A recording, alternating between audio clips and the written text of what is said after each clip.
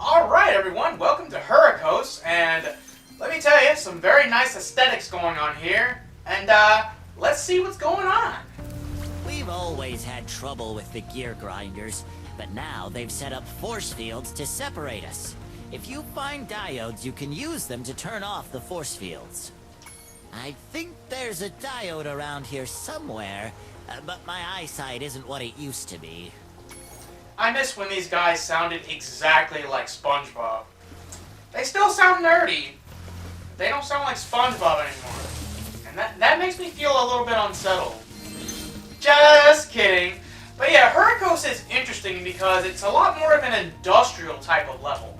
Also, we have giant orange enemies wielding wrenches as an attacking tool. Alright, I guess we should let the cat out of the bag here. So, originally, the 3 Spyro games were made by Insomniac. You may know the name Insomniac because they worked on Ratchet and Clank. You know, those PS2 games you probably played to death. Or maybe that awesome PS4 game you played. But turns out the PS4 game is actually a reimagining of the first game. And some of us Ratchet and Clank fans don't exactly have the highest opinion of how it handled all that stuff. Still a solid game.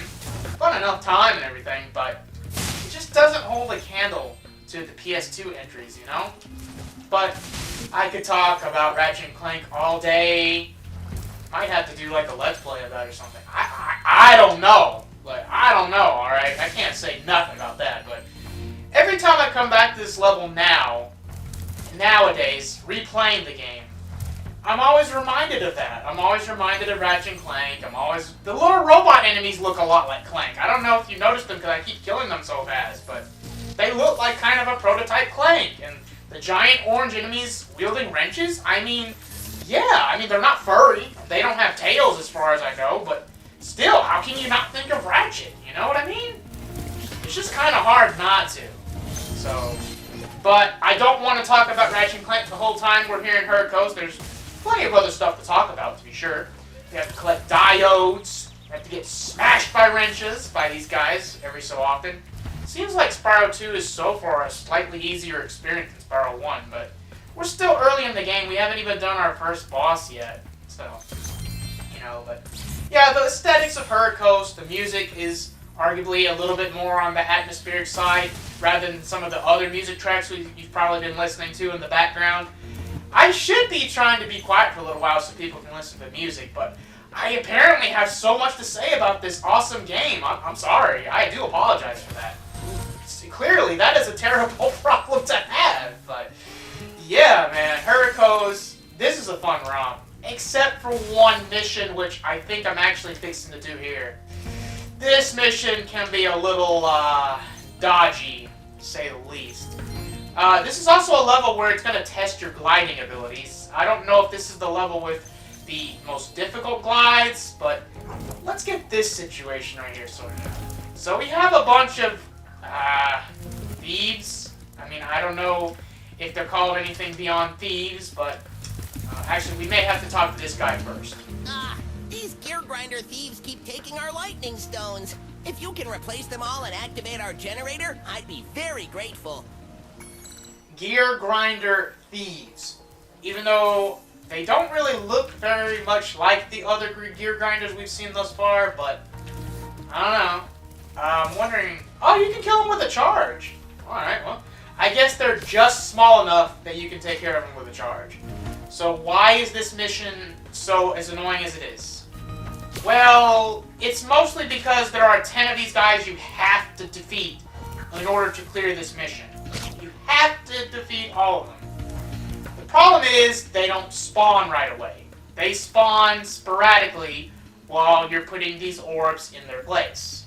And it's frustrating because of the fact they don't spawn right away, which means that this mission can drag. It would be better if they just all spawned right away, and, well, maybe not right away, but certainly more frequent than this.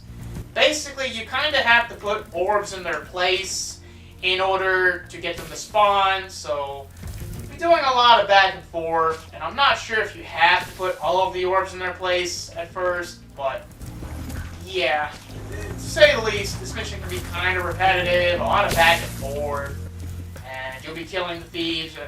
If they just reduce the number of them, 10 is too many, arguably, but if they reduce the number, I feel like this mission wouldn't be too bad.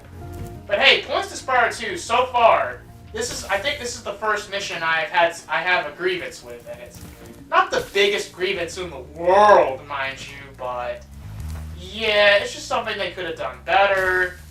I couldn't tell you if it's better or worse here in Reignited. I mean, it seems like they spawn in at roughly the same rate. Maybe they're a little easier to, track down, as in the catch and defeat and all that. It does seem a little faster paced here in Reignited, but this is still largely a pretty slow-paced mission, all things considered. We're coming up on this guy. I think we're halfway through this, so yeah. I think I said all I have to say about this mission, so to save you guys a little bit of pain and anguish from viewing anymore, I think I'm gonna just jump cut straight to the final Gear Grinder Thief, and that's when I'll start having commentary again.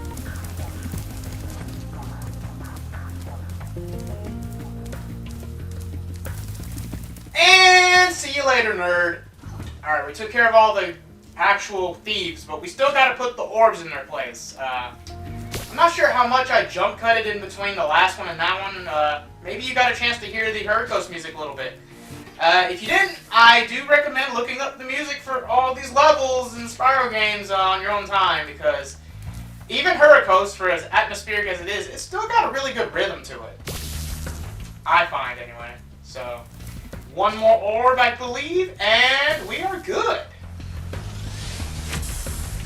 Thank you, Spyro. I found this shiny thing mixed up with our lightning stones. Please, take it as a reward. I would say Hurricos is much more of a return to form. It's more comparable to a Colossus in terms of the number of stuff to collect. Idle Springs, I arguably kind of dialed it back a little bit. I'm not sure if I mentioned it yet, but there is another skill point here. This time around, we have to make sure all of the windmills are destroyed. Both the large ones and the small ones, I believe. But we're going to need 18 spirit particles first, so hopefully you collected a diode or two on the ground as we continue to make progress through Oh, huh. That was weird. Weird timing on that. I thought Zoe was about to say something. I'm like, wait, Zoe says something here? That. But, yeah, we got metal vases. The metal vases, I'm pretty sure, are new Spyro 2. In the original... no, actually, no, I think there were vases in the original. I think it's the baskets. It's the wooden baskets that are new. Or maybe they're wicker baskets. I don't know. But yeah, it's the baskets that are new for Spyro 2, not the vases. I guess the vases are a pretty consistent, destructible thing? Collectible? But not... It hides a collectible. There! Knock the robot out, and knock, the gear grind out. Actually, another level that this could be compared to, actually, is Terrace Village from the Beastmaker's world in Spyro 1, now I think about it. Actually, in retrospect, it might be more comparable to that rather than Ratchet and Clank, but I still... How can you not think about Ratchet and Clank when you see those robots and you see the giant wrenches, you know what I mean? Because that was Ratchet's main form of attack, especially in the original game, is the giant wrench. So, just gem over here, and I'll go ahead and unlock this gate, because I'm pretty sure that's the last diode gate. Actually, I may as well get the talisman, because we're going to have a little bit of backtracking with the supercharge and all that. At least I think it's a supercharge. And we'll probably do another exit through the pause menu situation. So let's go ahead and get the talisman here. And if you don't want to watch me do the other extra stuff, I guess you can go from here to the next level in the video. Should be easy to fast forward in the scroll bar. Thank you, Spyro. You've deactivated all of the electric barriers. We've been guarding this talisman from the gear grinders. Please, take it as a reward. And the talisman for this is a gear. Why am I not surprised? Actually, actually, there is another 3D platformer where you collect cogs, and they give you stuff for it. This game is called Ty the Tasmanian Tiger.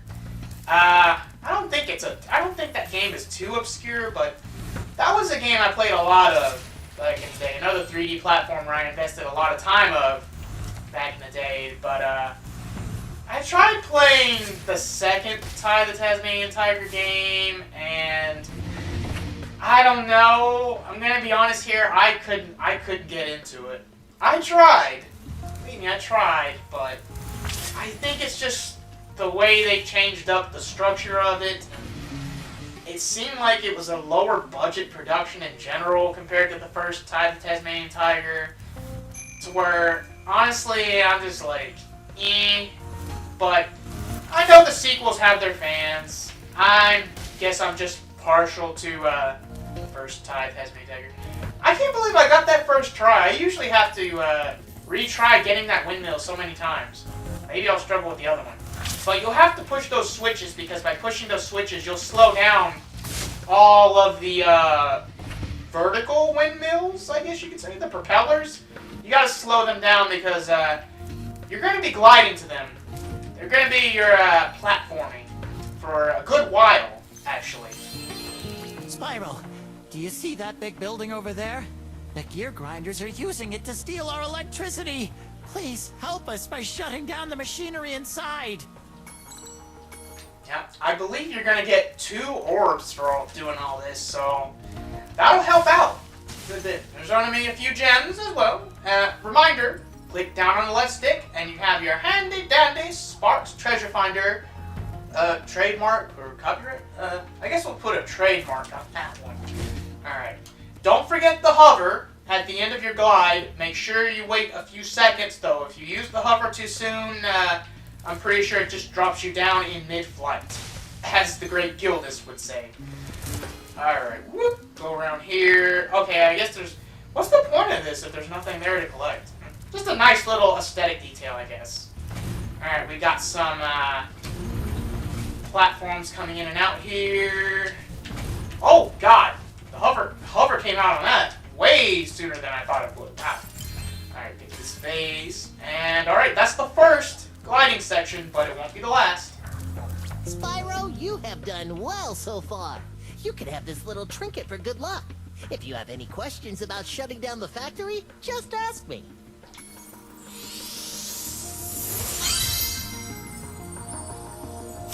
The next glides get tricky. You'll have to use your hover maneuver to make them. Press the action button during a glide to hover and get extra height. Remember to press the action button when you're very close to the windmill, or you won't make it. Okay, so these are vertical windmills. Interesting. Alright, so I've been saying I want people to listen to the in-game music. I think this is a good time to do it. I'm going to go ahead and be quiet for this next glide so I can concentrate. As a bonus, listen to the Hurricane music.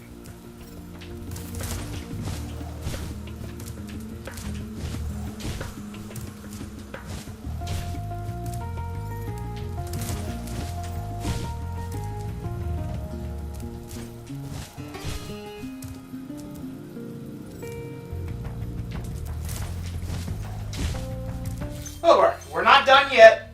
We're almost done, but we're not done yet. Let's chill. And I think that might be the last windmill we need for the skill point, too. Alright. Charge. Glide at the top. Hover. That's more than enough time for the hover to kick in. And... Not the skill point. Oh, thank God! Why do you do this to me, Spyro 2? You saw that delay. This game is playing with my heart, man. And yet, it doesn't really bother me. I'll let it play with my heart anytime. Except we got a bit of a problem there. Oh, no! Alright, so in retrospect, that might have been more of a reignited thing rather than a Spyro 2 thing specifically.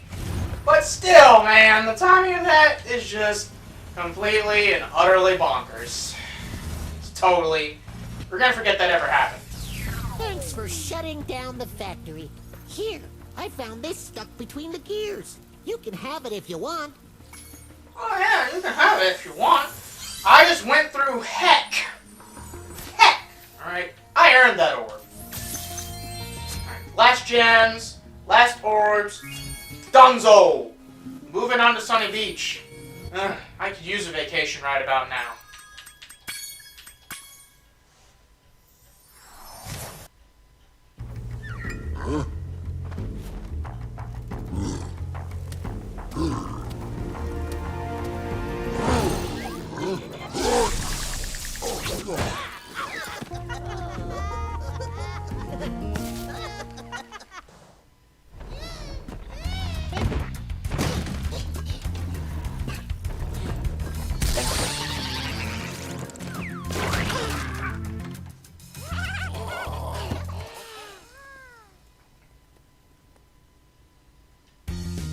It's time for Turtles!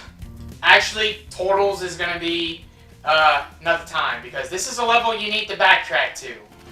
We're just gonna be blitzing through this one. Hi, Spyro. It's a good thing you're here. If you can help shepherd those baby turtles over there to safety, I'd be mighty grateful. If you could just herd these turtles, I'd be mighty grateful. Gotta say, did a good job with the voice acting. Always liked the voice acting of that turtle in the original Spyro 2, but did a good job here. But yeah, you're just herding blue, green, and red turtles to the end of the level. By all means, collect all that you want on the way, but you're not going to be able to get everything on the first visit. And, you know, you already saw what I did with Glimmer as a result of that, but, this level isn't very large or very long, so, well, hang around here for a little bit. Why not? Is it just me, or does the redesign for these diver enemies vaguely remind me of the damn minions from Despicable Me? Might have been intentional. I don't know, but then again, there are only so many ways you can design goggles on an animated character. Right? Right? I mean, maybe. Alright, that box right there, we're not going to worry about that. We're going to go through this tunnel. And yeah, just keep going.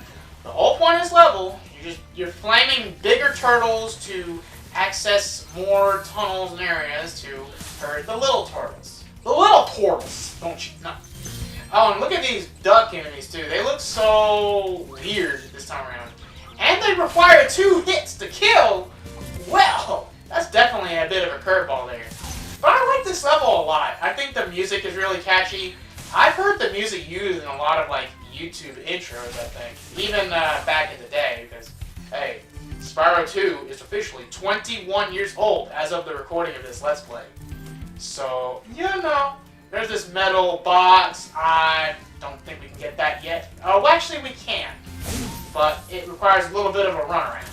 Alright, get the big turtle. Get on the switch to guide the little turtles. There's another ladder that you can't climb right now. We need the ability from the next home world. So there's your little bit of extra tidbit of information. Yeah, you get the ability in the next home world. Every home world, you can unlock a new ability.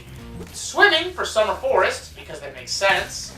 The next level might just be climbing. I couldn't tell you, but it might be climbing. Right, we need 11 enemies to get this super portal. But the objective for that is kind of a lot of back and forth. Well, not too much. Like, this place isn't too large. I guess I could knock it out, so I don't have to do it later, I guess. Don't have to off-screen it. Alright, let's get this enemy over here with the turtles and the ducks. You know what it is? I like turtles and I like ducks. Why must I be forced to massacre all of them? It's just... Well, I guess the turtles less so, because you're really just guiding them along, but still. Alright, and we have the return of the Super Flame, believe it or not. But it is in a more limited capacity.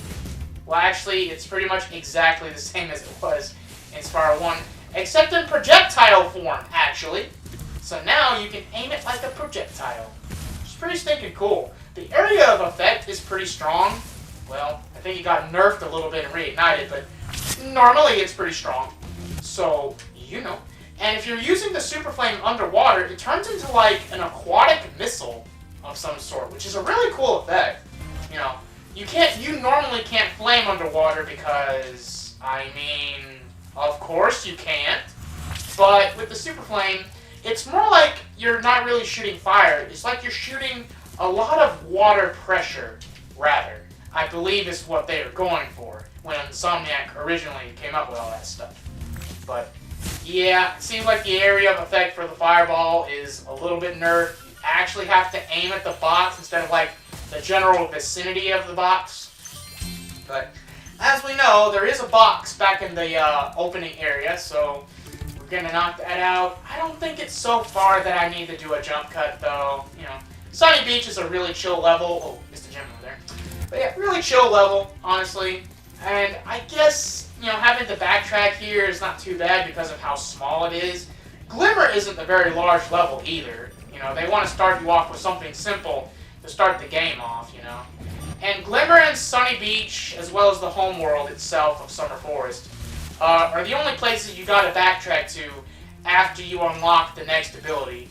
So, I don't know why they had to have backtracking at all when the original Spyro didn't have it, but it is what it is, you know? And like I said, I will be sparing you all the pain of having to watch me do most of the backtracking, like I said. I'm going to leave in the interesting stuff, which there is something interesting in Sunny Beach that I do want to show off when the backtracking comes into play. I'm not sure when exactly that'll be, but when it'll come, you'll know. But you need the Super Flame because there's another box down here. Flame that thing. Alright, we're gonna have to go back to the Super Flame to get that box. Alright. Yeah, let's just go back to the Super Flame portal. Portal kind of rhymes with portal. I guess we could get this guy over here to the gate, at the very least. It's taking a long time, though. Get a move on. I know turtles are slow, but go faster than this.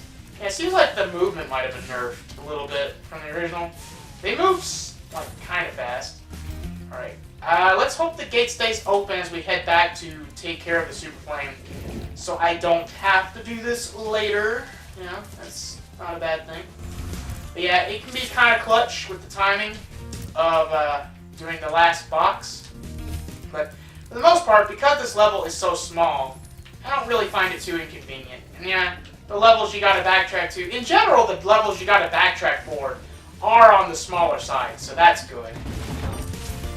Most impressive. Please take this sacred thingamajig as a token of our everlasting gratitude. But there's still the whole issue of the fact, like, if you're gonna have that little backtracking, why have it at all? You know? Just unlock a new ability and look forward in the game rather than backwards. You know? But, you know, I guess Insomniac was factoring in that some people will play a game once and then they'll never want to play a game again. This isn't a rare stance. This is a fairly common stance. My brother actually sort of has that stance with most games that he's played. He replays a few games every so often, but for the most part, he doesn't really go back and replay games. I've always been a fan of doing that. Like, the first two Paper Mario games, I replayed a bunch. Crash and Spyro, I replayed not as much, but still a good bit. And, I mean, you know, making content for a gaming YouTube channel, you're probably going to wind up replaying some of your favorites, maybe even multiple times. So, you know. Hello, young one. There's a chef up at the top of this ladder who wants to make soup out of our turtles. Maybe you could climb up there and stop him? Indeed we will. This is the mission that I want to show off when we backtrack. You can see the orbs over there, and I think you can even see the chef hat. We'll be coming back for him on screen because he's the originator of the turtles. Yes, indeed. It would be criminal not to show that off on screen, but we're pretty much done with Sunny Beach. Apparently 374 gems and 1 orb. I could swear there was another gem. Oh, there's a couple of gems right here. Alright, so actually 380 gems out of 400. That's a nice even number, so not too bad. Low on the orb count, but at this point, you don't really need orbs, so that's totally A-okay with me. Thank you, young dragon. The baby turtles will be safe up here. Please take this talisman as a token of our gratitude. Alrighty, ladies ladies and gentlemen, boys and girls, and people of all, genders.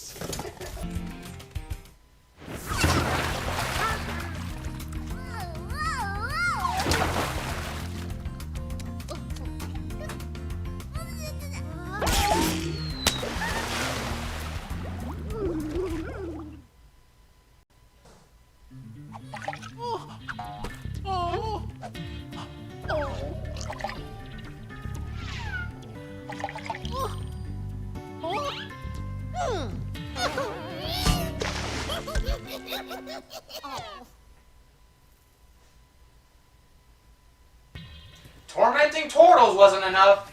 Now they're tormenting seahorses. Let's go! The funny-looking guys with the shock sticks have drained all our water. We can't get it back unless someone activates the switches they're guarding. Alright, haven't had enough of these guys in Sunny Beach, but this time they're packing a little more firepower. Actually, it's probably about the same firepower, honestly, but they're wearing diving helmets now because they may or may not actually have to go underwater this time around here in Aquaria Towers. This is probably the longest level in Summer Forest, especially if you're going for everything. There is a skill point here. In order to get it, you need to destroy all of the seaweed. That is a fairly time-consuming affair, however, so might be the first skill point that gets off-screen. We'll have to wait and see. And this is probably going to be the only real level we'll be dealing with in this episode. Keep that in mind, because we're coming pretty close to the first boss. It makes you wonder, gee, I wonder who it could be. Which of Ripto's minions will it be first? I mean, at this point, it isn't really implied. But I think Elora said the name of the boss was Crush. Last episode, or maybe the episode before. Something like that. So, I guess we're just going to have to crush. But, before we can do that, we need to finish our business with Aquaria Towers. Free the seahorses. Oh, I love these guys. I love aquatic life in general. And maybe not so much the aquatic life that's ruthlessly trying to kill you, but for the most part, I find aquatic life so interesting, so relaxing. I mean, unless you're dealing with stuff like sharks, of course, and then it gets a little haphazard. Speaking of sharks, we got robo-sharks, okay? And I ain't going anywhere near them. At least not right now. I think we're going to need a little more firepower before we can deal with them. And we have aquatic sheep. Sheep wearing aquatic gear as our fodder for the level. Pretty cute touch, I'm not going to lie. You know, something else I feel like is really nice to point out. We haven't had to deal with that money-grubbing bear in a while. I don't think we saw hide nor hair of him the last episode. So, I gotta say, it's been refreshing on the wallet. We actually have more than 1,000 gems. It took a while to get there, but we finally have something that's resembling a gem count of some sort. So, that's pretty nice. And yeah, this is a fairly large level. It's going to take a while to get through the main objective, but we'll be going through that, through these underwater tunnels. Keep an eye out for seaweed. I believe in Reignited they changed the seaweed to where they have a faint red glow to make them a little bit easier to find compared to how it was on the PS1. But then again, the PS1 Aquaria Towers and this Aquaria Towers have different lighting. So, it's possible they added that for the seaweed for that reason as well. But I do find it makes getting that skill point a little bit easier. Like I said, man, the wallet with all these gems. Oh, no. Hi, Spyro. You must be tougher than you look to get here. All the same, you won't be able to get past the metal sharks up ahead. I suppose I could let you borrow my submarine, though. For a modest fee, of course. Oh, now it's a modest fee. What was wrong with a small fee? Oh, only 100 gems? Well, that does seem like the average rental price. That would probably be the equivalent of like $1 or something. Huh. Maybe for once this actually is a good deal. A pleasure doing business with you, Spyro. This submarine is 100% shark-proof. I guarantee it. You know, something I think would make the moneybags thing a lot more interesting is if you could actually haggle prices with them. And I feel like that would actually lead to some interesting dialogue, too. But keeping in mind these games were made, like, 1 year apart, that kind of thing might have taken a lot more time than the developer had when the games were originally made. Hey, why did the game automatically bounce me off there? I saw some gems I wanted to collect, gosh darn it. Can't be helped. At least we can knock out some gems down here ahead of time. Whoa! Watch out for those guys, they will shoot electricity at you. Pretty sure they did that in Sunny Beach as well. But I didn't really notice it very much because I was killing them pretty fast in Sunny Beach. And this should be the last switch for Aquaria Towers, actually. After getting all the switches, you have full access to Aquaria Towers, and now we can get these pesky gems. Don't go back in the submarine tunnel now, though, or you really will regret it. Do not go there now. Alright? What we're gonna do is go through here. Oh, crap, he looked at me funny, alright? Well, okay, I guess he didn't look at me, but he was gonna look at me eventually. Safari! Don't you know? Alright. Whoa, why didn't that vase get destroyed? Alright, get that vase. Oh, sorry, vase. We get these vases, as in Alex Vase. Alright, let's talk to this seahorse. Our world is wet again. We all want you to have this talisman of Aquaria Towers to remember us by. Well, thank you. That brings us to the final talisman of Summer Forest. A nice-looking seashell. At this point, if you want to skip ahead to the boss, you are more than welcome to. The rest of Aquaria Towers is going to be the extra fluff that you arguably need to do in order to get to Dragon Shores. For the most part. So our business in this part of Aquaria Towers is not yet concluded. But we're going to go above ground anyway. And by above ground, I mean just one level up. Because we're still going to be underwater. You're going to be underwater for most of this level. Honestly. Alright. So there's the seaweed I was talking about. Again, they're all lit up red. So they're a lot easier to track down. Well, relatively speaking, I suppose. But yeah, I wouldn't be surprised if I knock out most of these off screen. Gotta be honest with you guys.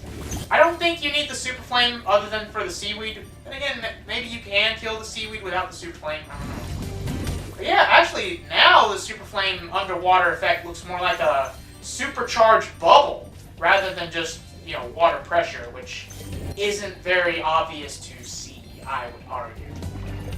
Here's another seaweed. Can we kill it without the Super Flame? No. Yeah, you need the Super Flame to get the seaweed. So I think I'm going to jump cut for that skill point, guys. Yeah. That'd be a lot of back and forth I'd have to edit out, so let's not do that. Let's focus on the main objectives, alright? So there's a bunch of gems to find. Again, you have the handy-dandy Sparks Treasure Finder by clicking down on the left stick. Clicking down on the right stick does the same thing as triangle on the ground. Yeah, it just gives you the first-person view. So keep that in mind. Alright, Sparks, buddy. Yeah, there's gems all scattered around in Aquaria Towers, which is why I do feel like this is probably the longest Summer Forest level because of that. Second longest, I guess it could be Idle Springs or Hurricane Coast. Those could be pretty long. Idle Springs has a lot of little backtracking because of Foreman Bud and all that stuff. So that can be kind of a hassle. Alright, so we got 2 missions here from 2 different individuals. I think we got all the gems so far. I think all the other gems are down below besides this one. Alright. Looks like there's 2 orbs over here, so let's go see this NPC, and it's... Oh, Hunter! Sporting some scuba gear, huh? Let's chill out, dude! I've been trying to tame my new pet manta ray, but he just won't obey me. Hey, you're just about the right size to ride on his back. Yeah, and? Great! Hop on his back and guide him through each of the bubble rings as they appear. And remember, he's brand new, so try not to get him dented or scratched up. He's a living creature, not a vehicle. Still hilarious dialogue, though. But anyway, yeah. Follow the bubbles. Totally not rings in disguise. Good lord. If anybody's wondering, I'm pretty sure Superman 64 came out before Spyro 2, so... Yeah, well, actually, it came out after Spyro 1, which also... Well done. I suppose I owe you something for that. Here, take this orb. I found it in one of my flippers. You found it in one of your flippers? I don't think we want that. But I guess we may need it. Now that the manta ray's tamed, I'd love to get him into racing shape. Care to take him through a harder course? Only if you promise not to give us an orb from your other flipper. Okay, good luck. So anyway, what I was saying is that Spyro 1 had rings, but they weren't the only obstacle in the flight levels. There were other stuff besides the rings. All of a sudden, I'm noticing a lot more missions that are exclusively focused on rings, or ring-like objects. So, I wonder if this is like a fun jab at Superman 64 by Insomniac. They do have kind of a sly sense of humor. Incredible! You've got real talent. I could use a partner like you. You can have the orb I found in my other flipper, too. What did I say, Hunter? What did I freaking... You know what? Probably the easiest, some of the easiest 2 orbs you're gonna get in this game, so... You give, and you take, and you tolerate. Some people forget that third part. The water workers have kidnapped 6 of my children and have hidden them in the top of each of these numbered towers. I borrowed some explosives to blast open the tower doors. If you can make it to the top of the 6 numbered towers, my children will be safe. And here we have the other big mission for Aquaria Towers. Thankfully, you're not timed. You can take your time with this one. So there are 6 towers you'll have to go through in varying difficulties. And I do mean varying. Some of the towers, like, they'll spike up in difficulty, and then the one that comes after, for some reason, may not be as hard. It's weird how they handle that. But other than the number on the tower, that's all you have to go by in terms of trying to track these down. So it might be a little hit or miss. These electric fields can also be a little random with their appearances, but hey, that's what we have fodder for, am I right? Alright, let's find that freaking portal back, or I mean tunnel. Oh hey, another gem I missed, cool. May have to check around here for another gem. Alright, think we're good. So now, I believe we're going to get the Super Flame again. We still got tower number 3. Hey, that's pretty convenient how they lay. Oh, look, 3 and 4. Ooh, and some shiny gems in the background. But anyways, I believe now is when we, the Revenge of the Crab. Yeah, this is what I mean by the rising and falling of the difficulty of these towers. But, alrighty then. Anyways, let's go around back here and get these pesky gems. But they do have a good color. It's a great contrast against the Aquaria Towers. Really good aesthetic here all around. Okay, what do I want to do here? Okay. I think this might be one of those situations where using the paddle instead of the charge might be more beneficial. Ah! I'll take the hit. We don't have all day, do we? Do we? Maybe we do. Alright, so... The good thing about this mission, since you're not timed, you can get some multitasking done. Also, I need some more lamb. Tasty lamb meat. Good for the Spyro. Good for the dragonfly. Edible. But anyways, yes. Get the Super Flame, and we need to go to an area over here. Not mistaken. Yes, get these sharks. These pesky sharks. Alright. Get them before they get you. Again, enemies don't give you gems in Spyro 2. But if you don't take care of those metal sharks, they can instantly kill you. I am not exaggerating. They bite you one time, you're sent back to the last checkpoint, wherever that may be. Aquaria Towers is fairly large, but as long as you're staying within a specific floor, it's tolerable for the most part. So we still got some more metal sharks to take care of. Let's not forget about the guys that were in the Moneybags tunnel, the submarine tunnel. Let's try and see if we can get those as quickly as we can. I think this Super Flame has a little more juice than the one in Sunny Beach. So you get a little more time, but oh boy. Whoa! Oh, hold up, hold up, hold up, hold up. Alright, that was probably the right play. I'm gonna head back and rejuice the Super Flame. Alright, let's get back into it and do our best to get the metal sharks, get the seaweed if you can, but prioritize the sharks, for the love of God. The sharks gotta go. And then get the metal chests too. Actually, I think that's it. I think that's all. One area? I could have sworn there was another circle of sharks, but I think we took care of this tunnel. Alright? Well, other than that seaweed over there, but don't worry about it. I'll get them off screen, worst case scenario. But we're gonna need to backtrack just a tad. It's kind of funny how pretty much the entire level is flooded at this point, except the money bag spot. Because he still wants you to use the submarine. Which, to be fair, if you don't feel like going to get the super flame, it can be useful for that. But, I'm not really buying it this time, Chief. But still a fairly fair price for once. And we got the last 2 gems. Thank you, Pesky. Those are pretty well hidden. Alright, a mix of crabs and electric gates. But we have a golden spark, so just might be able to... Oh! Oh! Whew. That was clutch. That was clutch. Alright, the 6th tower should be on the other side of the Moneybags tunnel. So, we got all the gems, so I will meet you at the other side of the Moneybags tunnel. Actually, I just realized you don't have to do that. You could just go close to where the exit portal is, go through here, and there's the 6th tower. Yeah, well, you still may want to take a certain route anyway in order to get any seaweed you may have missed. But, oh, we got the moving electric thing. Okay, you may want to use the paddle to keep yourself in line, and bing, bang, boom, got seahorses. You did it! Now we can swim in peace. I heard that you're collecting orbs. Please, take this one. Gladly, my king seahorse friend. Well, I believe that is all the orbs for Aquaria Towers. Let's wait for the message on the bottom. Come on. Alright! 100%, right? Alright! But I do want to knock out the seaweed skill points, so I will jump cut straight to the last seaweed, guys. Killing all the seaweed, making my money. Woo! Got the seaweed skill point. Alright.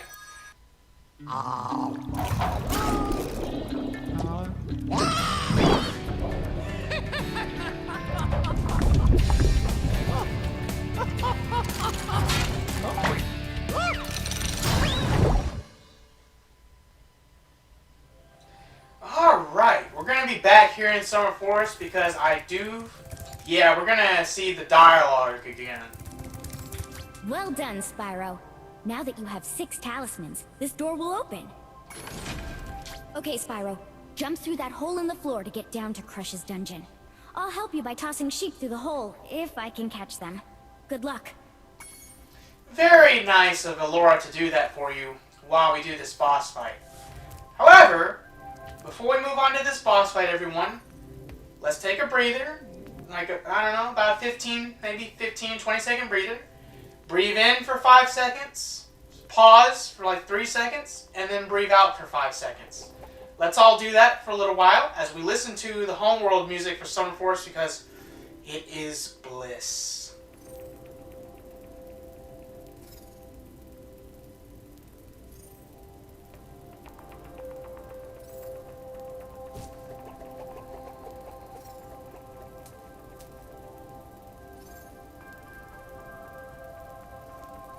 How is everyone feeling after that little breather? Good? I'm glad. Without further ado, let's crush our first boss. Before you get to the castle dungeon, Spyro, I thought that you might want to know how Ripto and his monsters arrived in Avalar. You see, last week in the winter tundra, the professor was working on some new super portal technology.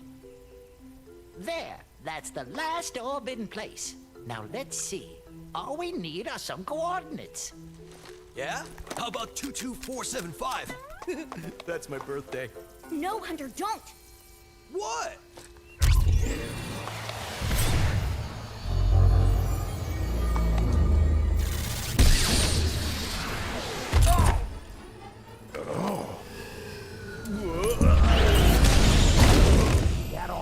Get off me, you useless buffoons! Why can't either of you? Where are we?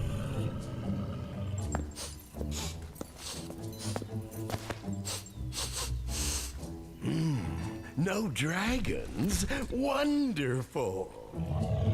Crush, go back and pack my bags. We're moving in. Say hello to your new king. Professor, shut it down! Hurry! Oh my, I can't see the switch. I think I've broken my glasses. Crush, go through the portal, you idiot! Tell all your friends to take the orbs and scatter them throughout Avalar. Quickly!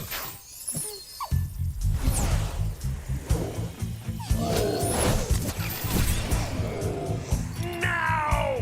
Go! Crush, get the orbs now! Now, you despicable little creature! I'll kill you!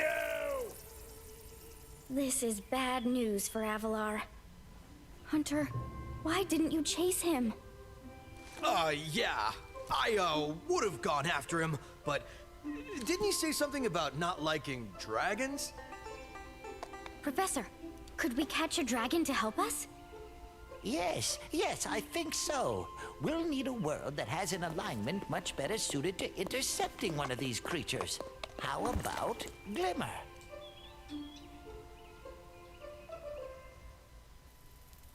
Alright, Crush. So what do we gotta do? Chase you around this arena, flame you a few times?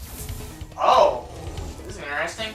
You gotta jump over the shockwave twice. Then you flame him. But that didn't take away any of his health. Oh, he takes away his own health. Alright. But yeah, guys, welcome to Crush's Dungeon, the first of only 3 boss fights in Spyro 2, unfortunately. But Spyro 2's boss fights are quality over quantity compared to the boss fights, in quotation marks, of Spyro 1. Crush has basically like 2 or 3 attacks. He has a shockwave, he has a fireball. You jump over the shockwave and charge sideways to avoid the fireballs of doom. You flame him, and then he'll throw a tantrum and get rocks to fall on top of him. That sort of thing. His attacks vaguely remind me of Entropy's attacks from Crash Bandicoot Warped. Mostly the shockwave and the fact you have to dodge sideways from some of his attacks. The closer you are, the easier of a time you'll have to hit him in time, I find. But after a while, he's going to start chasing you for a little while. Ah, the tables have turned. We're not chasing the boss is chasing us. Do keep a good pace of charging ahead of him, however. You don't want to fall victim to the avalanche of doom. Alright. Now he's going to start upgrading his attacks where he'll do 3 fireballs and 3 shockwaves at any given time. And some of the pads he uses will be different, of course. And, I gotta say, I like Crush's design the most of all of the bosses in Spyro 2. And the redesign makes him look a lot fiercer. I like that. And I gotta say, even though he's the first boss, he pretty much curb stomps all over, like, every boss from Spyro 1. Even Ganasty Gnort. Sad to say. Alright, let's just run away from him. Oh boy. But, yeah, I think he chases you for a longer period of time towards the end, each time you hit him. But, he'll eventually self-destruct on his own, of course. Feels like they might have given him an extra hit reignited. Maybe that's just me? Alright. Last flame. Let's see how long this charge is going to go for. Really like the aesthetics of Crush's Dungeon 2. Everything here is just a pure upgrade. You also get a skill point, by chance, if you manage to defeat Crush without getting hit. That can be a fairly difficult thing, in my experience. And he's really chasing me for a long time here. Trying to bait him, but he ain't falling for it. Oh boy. Can he chase you infinitely reignited? I don't know. This is getting really close. Really, really close. Wow. Dang, Crush. Maybe he did get upgraded. In terms of difficulty. Yeah, alright! Ooh, let's roll to celebrate. Oh wait, you can roll in this game? No, Crush! You may have been able to defeat that simpleton, But golf will be more than a match for you. Bring it on, Shorty. Go! Come here now! Destroy him, and make sure it's painful. What? Go! Get me out of here! So long, dragon. What a wuss.